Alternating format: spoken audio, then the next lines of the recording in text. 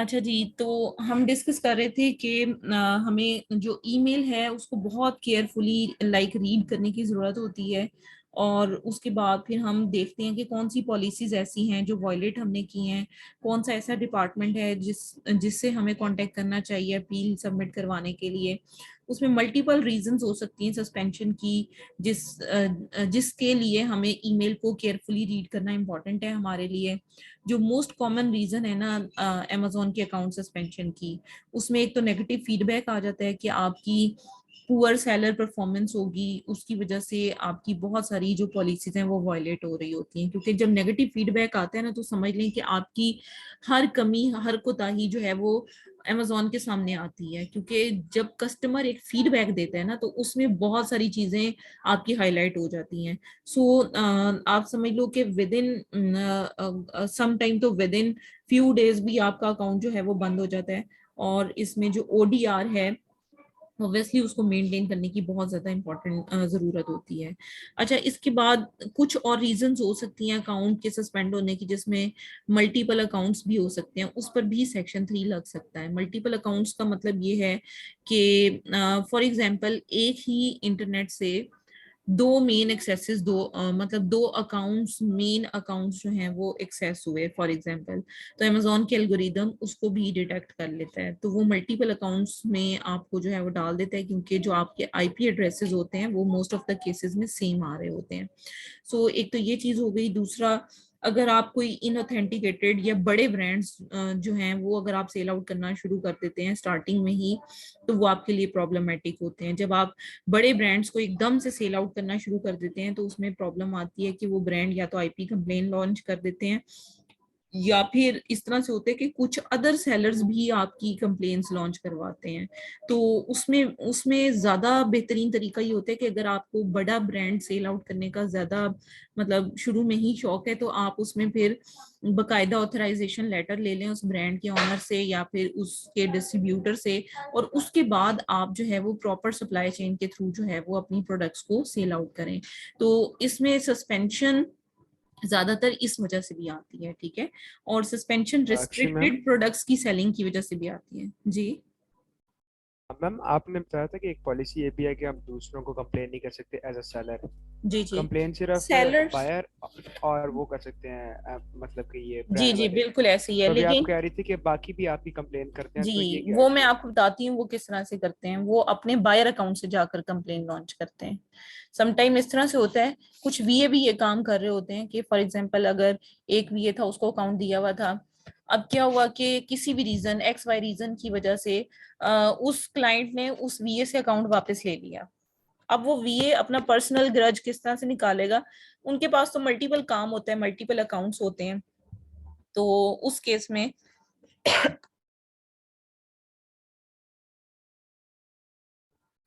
अच्छा, उस केस में क्या वो करते हैं कि अपने मल्टीपल अकाउंट्स की जो बायर आईडीज होती हैं, उनसे जाके उन अकाउंट्स के ऊपर स्ट्राइक देते हैं किसी भी तरह की, क्योंकि उन्हें पता होता है कि पहले क्या हो रहा था, क्योंकि वो खुद ही कर रहे होते हैं। फिर वो उस हिसाब से जाकर कंप्लेन्स लॉन्च करते हैं। वो एज ए बायर जाकर करते हैं, वो एज ए सेलर नहीं कर रहे होते। ठीक और है। मैम मेरा दूसरा क्वेश्चन ये था कि हम चाइल्ड एक्सेस कहीं मतलब कि एक ही पीसी से काफी चाइल्ड एक्सेस को कर सकते हैं, या फिर हम नहीं कर सकते जिस तरह मेन नहीं, अकाउंट चाइल्ड का एक्सेस, आईपी एड्रेस आ जाता है? जी main address, main sorry account जो सेलर अकाउंट होता है उसके लिए एक ईमेल ही और एक लैपटॉप ही रिक्वायर्ड होता है। लेकिन चाइल्ड एक्सेस आप एक लैपटॉप पे मल्टीपल बना सकते हैं। इवन आप एक ईमेल पे भी मल्टीपल बना सकते हैं, लेकिन बस रिकमेंड ये कर रहे होते हैं कि बेहतर ये है कि आप अलग अलग ईमेल एड्रेसेस पे बना लें। ठीक है, लेकिन इस तरह से हो सकता है कि आप एक ईमेल एड्रेस पे मल्टीपल अकाउंट्स की एक्सेस ले लें, उसमें कोई इशू नहीं आता, क्योंकि वो चाइल्ड होती हैं, वो समझ लें कि मॉनिटर नहीं हो रही होती। ठीक है। अच्छा जी, फर्दर हम मूव ऑन करते हैं। अच्छा जी, अब वो मैंने आपको बता दिया कि आपने ईमेल्स को अच्छी तरह से केयरफुली रीड करना है। अब जब हम रूट कॉज फाइंड आउट कर रहे होते हैं ना अमेजोन के सस्पेंशन की, तो जितने भी प्रॉब्लम्स होते हैं जरूरी नहीं कि वो स्ट्रेट फॉरवर्ड हो। आपको बहुत केयरफुली सोचना पड़ता है, देखना पड़ता है, रूट कॉज को फाइंड आउट करना पड़ता है, फिर अमेजोन की पॉलिसीज को केयरफुली उस इशू से रिलेटेड देखना पड़ता है। फॉर एग्जाम्पल अगर किसी का एलएसआर हाई है, लेट शिपमेंट रेट उसका हाई है, तो उसके लिए आपको रीजंस तलाश करने की जरूरत है कि आपका क्या क्या रीजंस हो सकती हैं। जैसे अनरिलायबल शिपिंग पार्टनर हो सकता है आपका, जो सर्विस आप या सप्लायर यूज कर रहे हो या कुरियर सर्विस यूज कर रहे हो, वो आपके ऑर्डर्स को लेट शिप कर रहा है। तो उसकी रूट काज आपको फाइंड करनी है और उसके बाद उस सोल्यूशन को सॉल्व करने के लिए आपके पास प्लान होना चाहिए, ठीक है। और प्लान ए के साथ प्लान बी भी आपका तैयार होना चाहिए। जरूरी नहीं कि एक ही प्लान आप इम्प्लीमेंट बस आपने जो सोच लिया है, क्योंकि अमेजोन हो सकता है वो कहे कि आप फर्दर इसमें पॉइंट्स ऐड करो, तो फिर उस टाइम पे आपको जो है वो ये सारी चीजें पता होनी चाहिए, प्लान बी भी आपके पास होना चाहिए। अच्छा, इसके बाद अगर हम जनरल प्लानिंग देखें तो उसमें जो चीजें इम्पोर्टेंट हैं वो ये कि फॉर एग्जांपल ई कॉमर्स की, क्योंकि हमारी ये सारी चीजें हैं, तो इसमें अगर सस्पेंशन आ जाती हैं तो उसमें एक तो जो इम्पोर्टेंट चीज है वो ये है कि अमेजोन आपकी तरफ से क्विक रिस्पॉन्स चाह रहा होता है। समटाइम हम ये करते हैं कि अकाउंट हमारा डीएक्टिवेट हो चुका होता है, लेकिन हम देख रहे हैं कि 2 महीने गुजर गए या 1 महीना गुजर गया या 15 दिन गुजर गए, हमने कोई अमेजोन को रिस्पॉन्स नहीं दिया। तो उस केस में अमेजोन भी आपकी अपील जो है वो समझ लें कि उसको इम्पोर्टेंस नहीं देता। आपने एज सुन एज पॉसिबल अपनी जो भी मिस्टेक है, जो भी प्रॉब्लम हुई होती है, उसको आपने कम्युनिकेट करना होता है अमेजोन से। तो आप ये भी चेक किया करें, जब आप किसी भी अकाउंट को लिया करें तो उस टाइम पे ये चेक किया करें कि ये जो अकाउंट है इस पर कब डीएक्टिवेशन हुई, क्या डेट ऑफ डीएक्टिवेशन है, और उसके बाद इस अमेजोन के साथ राब्ता करने में कितने डेज गुजर चुके हैं, ठीक है। अगर बहुत ज्यादा टाइम गुजर चुका हो तो फिर अमेजोन भी बॉदर नहीं कर रहा होता। फॉर एग्जांपल 1 महीना किसी ने एक्शन ही नहीं लिया, कोई अपील ही नहीं सबमिट हुई, तो उस केस में फिर प्रॉब्लम होती है, ठीक है। एक और चीज मैं आपको बता दूं कि जो भी लाइक रीजन यहाँ पर हाईलाइट होती है अमेजोन की तरफ से, उसको आपने एक्नॉलेज करना है। अगर आप एक्नॉलेज नहीं करते अपनी मिस्टेक को, देन उस केस में अमेजोन कभी भी आपका अकाउंट जो है वो रीइंस्टेट नहीं करेगा। अब इसमें जो इम्पोर्टेंट चीज है, आपने कुछ भी इस तरह का भी अपने प्लान ऑफ एक्शन में नहीं लिखना होता जिसकी वजह से आप जो है वो समझ लो कि सिर्फ अपनी एम्प्लॉय की मिस्टेक उसमें आप एंटर कर रहे हो और अपने आप को कह रहे हो कि हमने कुछ नहीं किया, जो कुछ किया हमारे एम्प्लॉय ने किया। इस तरह से भी आपने नहीं करना, ठीक है। क्योंकि उससे ऑब्वियसली एक पर्सन के बारे में हेट क्रिएट होती है, जिसकी वजह से सिर्फ एक बंदे पे रिस्पॉन्सिबिलिटी नहीं डालनी है, आपने वी का वर्ड इस्तेमाल करना है कि हमने किया, हमने किया, ठीक है। अगर आप उसने किया कहेंगे तो वो कहेगा कि आप खुद इस फॉल्ट को ऑन करने के लिए तैयार नहीं है, क्योंकि आपका अकाउंट था, you are the main responsible person, और आप जो है वो किसी और पे रिस्पॉन्सिबिलिटी, ये सारी की सारी फॉल्ट आप डाल रहे हो, या हर्टिंग वर्ड्स आप इस्तेमाल नहीं कर सकते जिसकी वजह से आप किसी को हर्ट करो। अगर ये सब कुछ होगा तो ना सिर्फ आपकी अपील रिजेक्ट होगी, बल्कि इसके साथ साथ ये भी हो सकता है कि आपकी जो पेमेंट्स हैं वो अमेजोन होल्ड ही कर ले। तो इसलिए आपने इस तरह के वर्ड्स इस्तेमाल नहीं करने जिसमें किसी के ऊपर आप रिस्पॉन्सिबिलिटी डाल रहे हो और आप खुद रिस्पॉन्सिबिलिटी को ऑन ना कर रहे हो, ठीक है। तो इसमें जो सबसे इम्पोर्टेंट चीज है वो यही है कि आप अपनी मिस्टेक को एक्नॉलेज करें। आप कहें कि हमारी जो सेलर परफॉर्मेंस है उसकी वजह से ये इशू क्रिएट हुआ, या जो भी वट एवर सो इशू है, आप अच्छा उसके मैडम, बारे एक में। क्वेश्चन था मेरा। जी मैडम मैंने कहना था कि आपने प्रीवियस लेक्चर में कहा था कि एक न्यू केस हम उसको डिटेल में करेंगे क्या चीज? स्टडी। आपने ना प्रीवियस लेक्चर में मैं देखा था, आपने कहा था कि एक न्यू केस जो है ना, न्यू अकाउंट, उसकी न्यू केस स्टडी करेंगे हम। वो आप लोगों की ही रिक्वेस्ट थी कि हमें फर्दर जो है वो इसके बारे में इलेबोरेशन दें, तो मैं तो इसी वजह से आपको फर्दर इसमें क्लैरिटी दे रही हूँ चीजों की कि क्या क्या रीजंस हो सकती हैं, वरना आज तो हमारा टॉपिक कुछ और था। हाँ जी, जो वो बात, अब ऐसा न्यू केस हो ना जिसकी वजह से सेक्शन 3 आई हो, मेरे पास और भी तो केसेस हैं, आप वो ये चीजें अगर तो उसको स्टडी अंडरस्टैंड कर कर लें। लें, मैं दिखा देती हूँ आपको, और केस भी दिखा देती हूँ। एक केस तो नहीं है मेरे पास, मल्टीपल केसेस हैं, मैं आपको दिखा देती हूँ।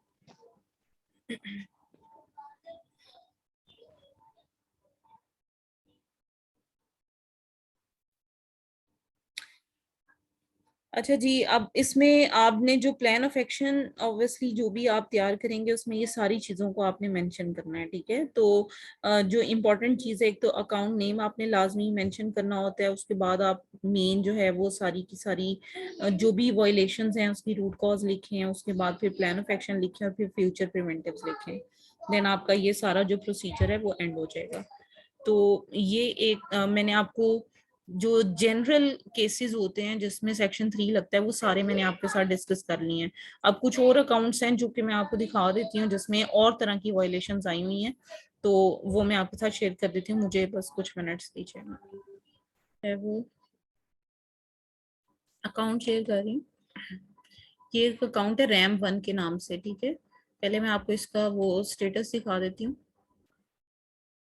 कि इतना इसमें बैलेंस है, टोटल 15,000 समथिंग डॉलर्स का। अकाउंट डीएक्टिवेटेड है।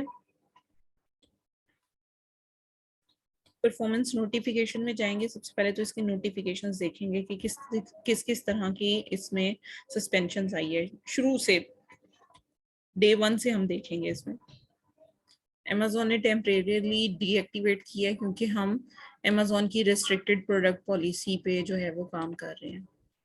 अभी ये हम लेटर ऑन डिस्कस करेंगे कि ये क्या है, ठीक है। लेकिन हमारा जो मेजर कंसर्न है अभी वो सेक्शन 3 से है, ठीक है। तो ये सेक्शन 3 यहाँ पर आकर लगा और इन्होंने यहाँ पर यही कहा कि आपकी ड्रॉप शिपिंग पॉलिसी वायलेशन है।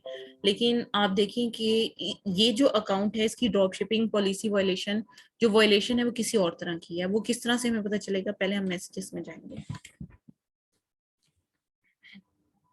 ऑल मैसेजेस पर क्लिक करेंगे। अब हम यहाँ पर रेंडमली जो है वो मैसेजेस यहाँ पर रीड करेंगे। ये पैकेज डिड नॉट अराइव, ये अमेजोन की इंक्वायरी है। इसके बाद नेक्स्ट पेजेस पर जाएंगे। ये भी इंक्वायरी है, पैकेज अराइव नहीं हुआ, पैकेज पहुंचा नहीं है, ठीक है। Order delivery different from I order. उसके बाद जितने भी ऑर्डर डिलीवरी इंक्वायरी आ गई अमेजोन की, यहाँ पर भी इंक्वायरी आ गई। जब ज्यादा रिफंड आते हैं अमेजोन खुद से आपकी इंक्वायरी करना शुरू हो जाता है। बहुत सारे ऑर्डर्स में देखें इंक्वायरी है, ये भी इंक्वायरी है, ठीक है। उसके बाद ये इस तरह की लाइक जो है ना बिजनेस बायर का जब मैसेज आ जाए ना, खास तौर पे ये देखें यहाँ पर लिखा हुआ आया था बिजनेस बायर, तो इसके इम्पोर्टेंट इससे मुतालिक जो है ना फौरी तौर पे अमेजोन आपसे एक्शन लेता है, आपसे फौरी तौर पे पूछ गुछ शुरू कर देता है। अच्छा, अब इसके बाद देखें ये ऑर्डर कैंसिलेशन रिक्वेस्ट है, यहाँ पर पैकेज डिड नॉट अराइव और इस तरह के सारे इश्यूज यहाँ पर आपको नजर आ रहे हैं। अच्छा, अब मैं ऐसे करती हूँ कि यहाँ पर जाकर मैनेज रिटर्न्स पे जाकर क्लिक करती हूँ एक दफा। मैम, जी, ये बिजनेस बायर का क्या आपने बताया? बिजनेस बायर का जो मैसेज होता है ना वो बहुत इंपॉर्टेंट होता है क्योंकि इनकी बिजनेस प्राइम आईडीज होती हैं वो और ये अमेजोन को कैसे पे कर पता रही लगता है होती ये है। बिजनेस बायर है? लिखा हुआ तो था, लिखा हुआ था अच्छा, उसके मैसेज के नीचे लिखा हुआ था कि ये बिजनेस प्राइम बायर है, ठीक है। अच्छा। अच्छा, इसमें व्यू ऑल पर क्लिक करते हैं। अब यहाँ पर भी हमें रीजंस पता चलती हैं बहुत सारी, जो रिफंड्स आते हैं ना उसकी उसकी इंफॉर्मेशन हमें यहाँ से पता चलती है कि कौन सा ऐसा सेलर है जिसने मतलब क्या कहा है। Item never ship by seller, these are too small, did not receive. अच्छा, इसमें 3 ही मतलब मतलब ये 1 साल के अंदर आ रहे हैं, तो हम थोड़ा सा इसको बैक डेट्स में लेकर जाएंगे। 1 साल से थोड़ा इसको वो करते हैं। हम 1 जनवरी 2021 से लेकर उसको लेकर जाते हैं 1 दिसंबर 2022। इसको अप्लाई करके देखते हैं, हो सकता है रिफंड ज्यादा आए। ये देखिए और भी रिफंड्स आ गए, 3 और आ गए। ये बल्कि ये वही हैं, ठीक है, 200 डेज अगो। तो इसका मतलब है कि 3 रिफंड्स हैं इसमें। इसका मतलब है कि पैकेजिंग की कोई कंप्लेन नहीं आई। अब हमने इन्वेंट्री देखनी है, इसकी इन्वेंट्री किस तरह की है, क्योंकि कस्टमर ज्यादातर यही कह रहे हैं कि प्रोडक्ट पहुंची नहीं है। ठीक है, अब हमने देखना है इसकी जो एनालिसिस होते हैं ना इन प्रोडक्ट्स के। अब देखें कुछ लिस्टिंग जिसमें एक्टिव है अभी तक, ये भी एक्टिव है। अब फॉर एग्जांपल इस प्रोडक्ट एनालिसिस करना है कि कहीं ये Amazon to Amazon drop ship तो नहीं हुई। इस प्रोडक्ट के नेम पर क्लिक करें, ये बायर अकाउंट में चली जाएगी।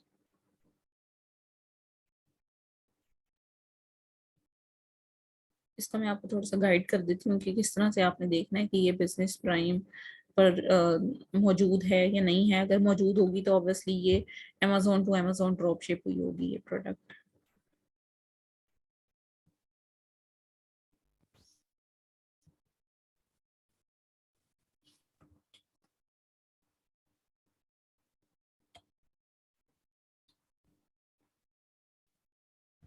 अच्छा, अब ये जो प्रोडक्ट है अगर इसमें देखा जाए तो यहाँ पर सिर्फ 2 FBM सेलर हैं।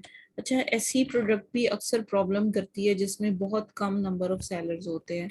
यहाँ पर देखिए, एक तो अमेजोन खुद है, इसका मतलब है कि ये अमेजोन टू अमेजोन ही ड्रॉप शिप हुई है। नहीं, अब ज्यादा हो गए बल्कि। उसकी रीजन ये कि हमने अपना डिलीवर टू चेंज किया है। इसको मैं रीलोड करती हूँ एक दफा, क्योंकि डिलीवर टू चेंज करने की वजह से बहुत सारी चीजें चेंज हो जाती हैं। जी, ये अमेजोन आ गया और 6 अदर सेलर्स हैं। इसका मतलब है ये Amazon to Amazon drop shipping हुई है इसमें भी। ठीक है, एक तो ये इस तरह से आप प्रोडक्ट को देख सकते हैं। दूसरा, कुछ और प्रोडक्ट्स भी ऐसे ही दिखा देती हूँ। जैसे ये वाली प्रोडक्ट है, इस पे मैं यहाँ पर क्लिक करूंगी, इस पर भी अब मैं जाकर देखूंगी। अमेजोन है और अदर सेलर्स हैं, इसका मतलब है इसमें भी Amazon to Amazon drop shipping हुई है। और एक और चीज भी हमने देखनी होती है, वो मैं आपको बता देती हूँ। यहाँ पर देखना होता है, ये देखिए, ये प्राइम, अमेजोन और FBM, ये एक एक्सटेंशन है ग्रैबले के नाम से।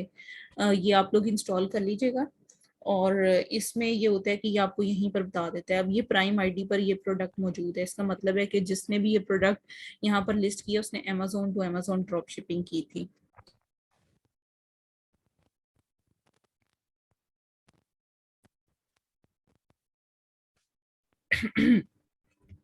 अच्छा अच्छा जी, अब हम फर्दर इसकी चीजों को फर्दर इसमें क्लैरिटी लेकर आएंगे। उसके लिए हम क्या करेंगे कि इसकी अकाउंट की हेल्थ को देखेंगे जाकर। अकाउंट की हेल्थ जो है वो अभी तो गुड आ रही है, क्योंकि काफी अरसे से अकाउंट बंद है। हेलो, जी जी, एक्सटेंशन कौन सी डाउनलोड करनी है हमने? ग्रैबले के नाम से है, मैं आपको सेंड कर ग्रे देती हूँ ग्रुप में। जी जी, वो ये वाली तमाम है, एक्सटेंशन बता दें ये जो वाली है, नेसेसरी है। ये वाली है, देखिए जिसपे मैंने ठीक है, कर्सर होल्ड ठीक किया हुआ है। ठीक है, ठीक है। Grabley product search tool. Product search tool. अच्छा मैम, जो नेसेसरी एक्सटेंशन हैं वो बता दें। यही इम्पोर्टेंट है, बाकी तो आपके लिए इम्पोर्टेंट नहीं है। बाकी ड्रॉप शिपिंग के लिए इस्तेमाल होने वाली समझ लें हैं। इसमें ये होता है कि हो सिर्फ हो आपको देखकर पता चल जाता है कि जो प्रोडक्ट है वो किस टाइप की थी। ठीक है। अच्छा, अब इसके बाद हम फर्दर बल्कि वॉइस ऑफ कस्टमर में जाते हैं। परफॉर्मेंस नहीं, वॉइस ऑफ कस्टमर में जाते हैं। यहाँ पर देखते हैं कि कौन सी लिस्टिंग्स हैं जो कि अब सारी लिस्टिंग एक्सीलेंट हैं, कोई भी पुअर उसमें लिस्टिंग में नहीं गया। तो इसका मतलब है कि ये अकाउंट बंद होने की मेजर रीजन सिर्फ Amazon to Amazon drop shipping है। और उसमें फिर हमें फर्दर क्लैरिटी की जरूरत होगी कि इसमें क्या क्या इशू जो है वो लाइक फेस करने पड़े हैं कस्टमर को। तो इसमें देखें और भी फर्दर हैं इसमें आए हुए। यहाँ पर इम्पोर्टेंट इंफॉर्मेशन रिगार्डिंग वो उन्होंने दी है हमें लिस्टिंग। उन्होंने कहा है, as per our ongoing effort to provide the best possible customer experience we have implemented। ये तो वैसे ही है सिंपल। उन्होंने कहा है कि the listing that were removed can be found on approval required view of the fix your product page in seller central। अब listing असल में कुछ उसने बंद की है, तो उसने कहा है कि आप अप्रूव नहीं है कि आप उन प्रोडक्ट्स को लिस्ट कर सकें। ठीक है, क्योंकि हम लिस्टिंग कर देते हैं बाजुकात और हमें नहीं पता होता कि वो रेस्ट्रिक्टेड प्रोडक्ट्स होती हैं, फिर उसमें हमें प्रॉब्लम आती है। ठीक है, उसके बाद यहाँ पर बीटीआर की ये 3 आई हैं। इसके बाद यहाँ पर देखें ये है उन्होंने कहा है कि हमने आपके जो पेज की कुछ इंफॉर्मेशन है वो भी टेम्परेरी डीएक्टिवेट कर दी है क्योंकि रीइंस्टेट इसका प्रॉपर नहीं हो सका। इस अकाउंट ये अकाउंट बेसिकली अब मेरे पास आया है बिल्कुल खराब, समझ लें। अब इसमें से सिर्फ हमने पेमेंट को निकलवाना है और कुछ नहीं करना हमने इसमें से। तो मैं आपको दिखा रही हूँ कि केसेस खराब कैसे होते हैं सेक्शन 3 में अगर हम प्रॉपरली कम्युनिकेट नहीं करते। ठीक है, तो अब उन्होंने डीएक्टिवेट कर दिए डिटेल पेजेस और उसके साथ साथ because they are potentially violating Amazon restricted product policy, और जो लिस्टिंग्स हैं वो डीएक्टिवेट कर दी हैं और करंटली वो अंडर रिव्यू हैं। अब वो कहते हैं कि व्हाई इज दिस हैपनिंग, उसकी रीजन क्या है कि कस्टमर अमेजोन जो है वो ट्रस्ट की बुनियाद पर सारा काम कर रहा है। तो हमें लग रहा है कि आपने जो भी सेल की है वो इलीगल, सेफ, अनसेफ या रिस्ट्रिक्टेड प्रोडक्ट्स की सेलिंग की आपने, जो कि अमेजोन की उसके पॉलिसी के मुताबिक, लॉज के मुताबिक अलाउ नहीं है। ठीक है, वो कहते हैं रिव्यू का टाइम तकरीबन 2 से 4 बिजनेस डे है, इससे ज्यादा भी हो सकता है। ठीक है, ये सारी चीजें उसने यहाँ पर क्लियरली बता दी हैं। अच्छा, 4 दिसंबर के बाद जो उसने कम्युनिकेट किया है वो वीटीआर को दोबारा हाईलाइट किया उसने। उसके बाद डिटेल पेजेस की उन्होंने कहा है कि अभी भी हमने आपकी जो है वो डीएक्टिवेट ही रहने दी है। ठीक है, दोबारा से वही उसने ईमेल दोबारा से किया 9 जनवरी को। उसके बाद देखें new account health page support, इसमें उन्होंने कहा है कि हमने कॉल मी नाउ का बटन दोबारा से एक्टिव कर दिया है और वो उसके बारे में सारा कुछ बताया है। ठीक है, इसका मतलब है कि अकाउंट में फर्दर जो है वो कोई इसमें प्रोसेस नहीं हुआ। ठीक है, यहाँ पर अब आप देखें डिटेल पेजेस को टेम्परेरीली दोबारा से वो कह रहे हैं कि हमने रिमूव कर दिया है, ये पहले वाली दोबारा से ईमेल आई है। अब देखें इसमें सिर्फ अपील जो सबमिट करवाई है एक ही करवाई है और उसके बाद बाकी सारी डिटेल्स इसकी वैसे के वैसे हैं। यहाँ पर देखिए मैं व्यू अपील पर अगर क्लिक करती हूँ तो हम इसकी अपील देख लेते हैं कि इन्होंने क्या सबमिशन की है। बस ये 2 अपील्स इन्होंने सबमिट करवाई हैं, एक 3 दिसंबर को और एक 15 जनवरी को। ठीक है, लेकिन फिर भी इनकी जो समझ लो कि दोनों की दोनों अपील्स हैं वो रिजेक्टेड हैं और अकाउंट जो है वो अब उसकी पेज डिटेल भी खत्म कर दी है उन्होंने, जिसकी वजह से अब सिर्फ हमारे पास एक ही ऑप्शन बचा है जिसमें हम फंड्स को रीइंबर्स करवाएंगे, फंड्स को रिलीज करवाने की कोशिश करेंगे। अब जब हमने फंड्स को रिलीज करवाना होता है तो आप अपने पास नोट कर लें, हमें जो चीजें रिक्वायर्ड होती हैं, एक बिजनेस लाइसेंस हमें चाहिए होता है और एक हमें ऑथराइजेशन लेटर किसी भी सेलर का चाहिए होता है। इसके अलावा हमें यूटिलिटी बिल कोई भी एक रिक्वायर्ड होता है जिस अकाउंट जिस पर जो है वो समझ लो कि अकाउंट बना हुआ होता है। ठीक है, इसके साथ साथ हमें जो भी हमारे पास लाइक कुछ ऐसे नंबर्स की हमें इनवॉइसेस रिक्वायर्ड होती हैं और कुछ ऑर्डर्स की डिलीवरी प्रूफ हमें चाहिए होती हैं। ठीक है, ये सारी चीजें जब हम सबमिट करवाते हैं अपनी अपील के साथ, देन उस केस में, और वो जो ईमेल अभी इन्होंने रिव्यू वाली लिखी हुई थी, review-sellercentral@amazon.com, इस पर आप जाकर जो है वो इस अपील को सबमिट करवाते हो और फिर जाकर जो आपका अकाउंट है वो रीइंस्टेट होता है, रीइंस्टेट नहीं होता सॉरी, फंड्स रिलीज होते हैं आपके। ठीक है, फंड्स डिसइंबर्स होते हैं उसमें। तो लाइक उसमें एविडेंसेस चाहिए होते हैं, आप सारे एविडेंस विद अपील सबमिट करवाते हो। जो अपील कल मैंने आपके साथ डिस्कस की थी वो अपील में समझ लें कि उसके साथ ही एडिशनल डॉक्यूमेंट्स हैं। मैं दोबारा से रिपीट कर देती हूँ, एक बिजनेस लाइसेंस आपको चाहिए होता है, ऑथराइजेशन लेटर चाहिए होता है, इसके अलावा ये सारी चीजें आप क्लाइंट से लेते हो। ठीक है, उसके अलावा आपको यूटिलिटी बिल रिक्वायर्ड होता है, उसके अलावा आपको कुछ ऐसे नंबर्स की इनवॉइसेस रिक्वायर्ड होती हैं, और एक चीज और थी अभी मैंने बताई, काइंडली अगर किसी को याद है तो रिपीट कीजिएगा। ऑर्डर प्रूफ, हाँ जी, ऑर्डर के डिलीवरी प्रूफ चाहिए होता है हमें। ठीक है, ये 5 चीजें हैं जो हमें साथ अटैच करके लगानी होती हैं और फिर हमारे जो फंड्स होते हैं वो रिलीज हो जाते हैं। अब यहाँ तक अगर कोई भी क्वेश्चन है तो काइंडली आप क्लियर कर लें, क्योंकि ये एक सेक्शन 3 का ही बिगड़ा हुआ केस मैंने आपको दिखाया है कि जिसमें आप समझ लो कि सारे रास्ते बंद हो चुके हैं, अब कोई भी रास्ता नहीं है हमारे पास, क्योंकि अकाउंट देखें तकरीबन कमोबेश आप इसको चेक कर लें कि पहला जो डीएक्टिवेशन का नोटिफिकेशन आया था वो हमें आया था जी 26 अक्टूबर को। तो अक्टूबर नवंबर, चलें अक्टूबर को निकाल दें, नवंबर दिसंबर, और अब तकरीबन 6-7 मंथ्स हो चुके हैं इस अकाउंट को डीएक्टिवेट हुए हुए। तो अब इस अकाउंट के एक्टिवेट होने के चांसेस काफी कम है, ठीक है। लेकिन फिर भी हम जो है फंड्स को रिलीज करने से पहले एक दफा इस पर ट्राई जरूर करते होते हैं। आप इस चीज को याद रखिएगा कि डायरेक्ट हमने जब हम इस तरह से केस इसका खराब हुआ हुआ मिलता है ना हमें अकाउंट, तो फिर भी हमने अपनी एक ट्राई जरूर करनी होती है।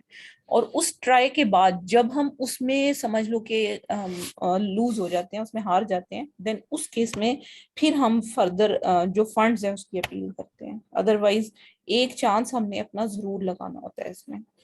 अब यहाँ तक अगर कोई भी क्वेश्चन है तो प्लीज आप पूछ लें। अच्छा मैम, इसमें एक एक सजेशन है, या क्या ये ऐसा हो सकता है कि जब आप ये अपील फाइल करो तो इसमें जिन चीज़ों के हिसाब से रिस्ट्रिक्टेड प्रोडक्ट है उसको हम एड्रेस करें, वीटीआर को एक एड्रेस करके फिर अपील फाइल करें, तो कुछ हो सकता है? क्वेश्चन। देखें इस अकाउंट में ना, क्योंकि आप ये देखो कि काफी सारे इश्यूज हैं वीटीआर को, तो वीटीआर तो एक माइनर सा इशू है, उसमें कोई ऐसा जो है वो प्रॉब्लम नहीं है, ठीक है। वीटीआर के अलावा आप बाकी सारी चीजों को एड्रेस कर लो, क्योंकि वीटीआर उस वक्त मेंटेन होगा जब हमारी सेलिंग जो है वो कंटिन्यू होगी, अदरवाइज ये वार्निंग्स आती रहेंगी। और आप समझो कि अकाउंट में जो सबसे छोटी वायलेशन है वो वीटीआर की वायलेशन है, तो उसको एक साइड पे रख के बाकी सारी चीजों को आप एड्रेस कर दो। वीटीआर तब इम्प्रूव कर लोगे जब अकाउंट आपका एक्टिवेट हो जाएगा। इस ठीक है। अकाउंट में सिर्फ एक चांस हो सकता है, वो ये हो सकता है कि हम इसकी अपील करें। अगर ये अकाउंट रीइंस्टेट होता है तो उस केस में हमारे पास समझ लें कि एफबीए इसका खुल जाएगा, लेकिन एफबीएम इसके खुलने के चांसेस जो हैं वो कम है। तो आप इस चीज को देख सकते हो कि एक दफा ट्राई जरूर करो अपील करने की। अगर आपका अकाउंट रीइंस्टेट होता है तो उसमें एफबीए आपका खुल जाएगा, तो कम से कम आप इस अकाउंट पे एफबीए कर सकोगे, एफबीएम ना भी कर सको। तो ये एफबीएम फॉर एवर के लिए नहीं होगा? देखिए वो फिर आपकी परफॉर्मेंस पर डिसाइड किया जाएगा। कुछ अकाउंट ऐसे होते हैं कि उनके एफबीए खुल जाते हैं, वो लोग एफबीए करना शुरू हो जाते हैं, फिर वो आपके अकाउंट की हेल्थ देखते हैं, आपकी सर्विसेज देखते हैं, आपकी रिलायबिलिटी देखते हैं, फिर एक टाइम आता है, हो सकता है वो टाइम हम बता नहीं सकते। कुछ अकाउंट्स में 1 महीने के बाद भी खुल जाता है, कुछ में 1 साल भी हो जाता है तो नहीं खुलता।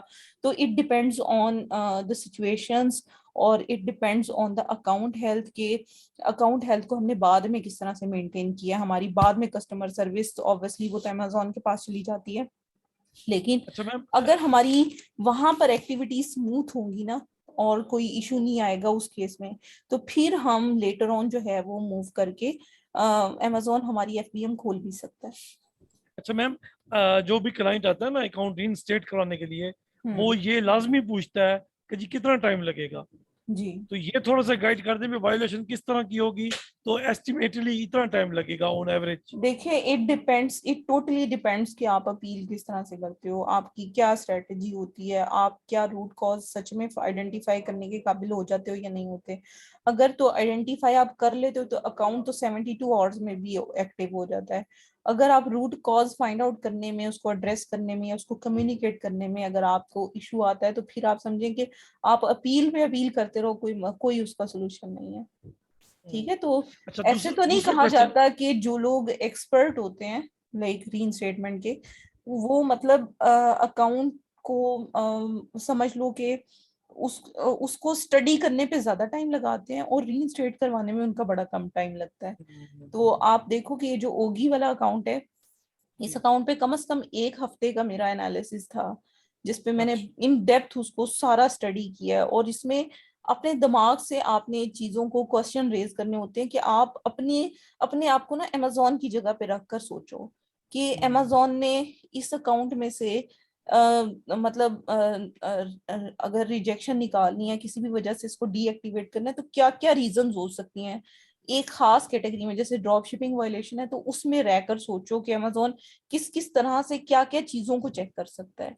आप हर हर चीज का इन डेप्थ एनालिसिस करते जाओगे ना, रूट कॉज जब समझ आ गई ना, तो प्लान ऑफ एक्शन खुद ही बन जाता है, ठीक है। तो जब आप एग्जैक्ट रीजन, क्योंकि Amazon का जो एल्गोरिदम है ना बैकएंड पे, वो इस तरह के है कि उसे हर चीज का पहले से खुद से पता होता है।